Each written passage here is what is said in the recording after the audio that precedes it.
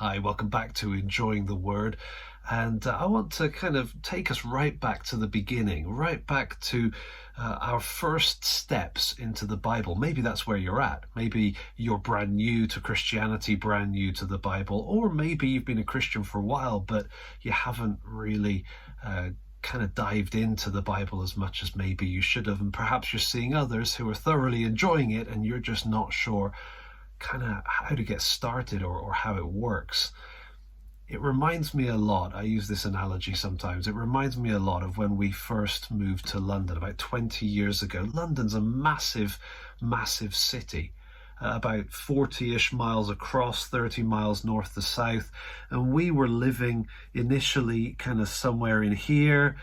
Forgive me if that's wrong and you know where I lived. I didn't spend much time looking at a map in this form. Our church was down here, and my office, I think, was kind of somewhere up here.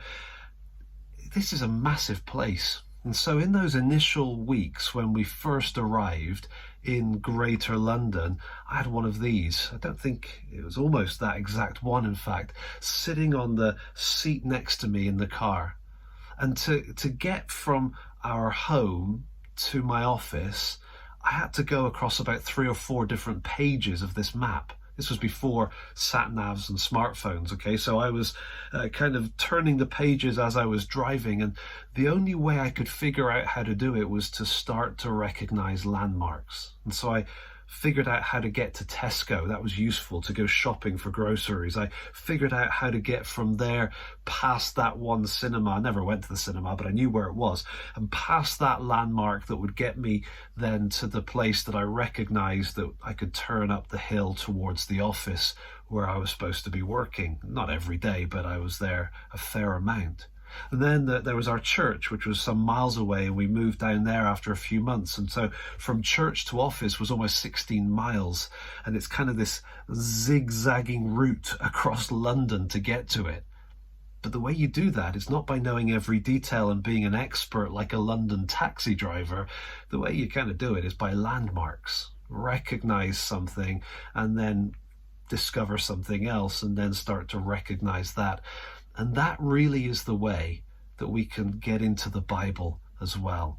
When you get into the Bible, it's overwhelming. It's like a massive city, and there's just an infinite amount of detail that just seems impossible to learn. Let me give you an example. Matthew chapter 1. This is the beginning of the New Testament, the beginning of Matthew's Gospel. It says this: the book of the genealogy of Jesus Christ. He's the focus. He's the son of David, the son of Abraham. And so we're immediately given 2 landmarks. And then it gets into the genealogy. Abraham was the father of Isaac. Isaac was the father of Jacob. Jacob, the father of Judah and his brothers. And on it goes. From verse 2 right the way down to verse 16.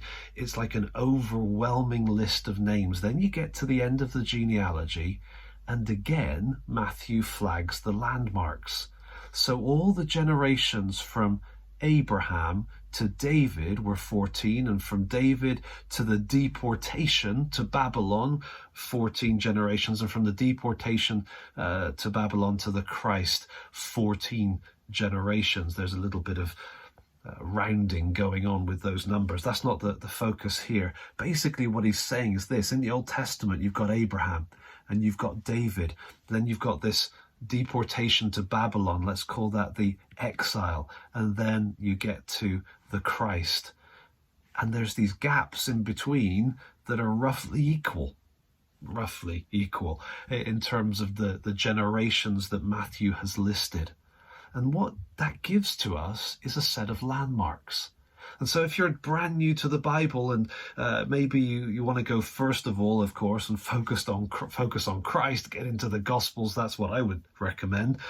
But eventually you want to go back into the Old Testament, and that seems a little bit overwhelming. Well, why not study Abraham? Get to grips with David, get to grips with the exile and where that occurs. And once you put those pieces in place, you'll find the other details along the way start to make more sense. That's a suggestion. It's a kind of an orientation. The Bible is overwhelming. But if you study the landmarks and how they connect, it will gradually become clearer and more thrilling. Thanks for watching. Dive into the Bible, even if you don't know what's going on, and get to know it little bit by little bit.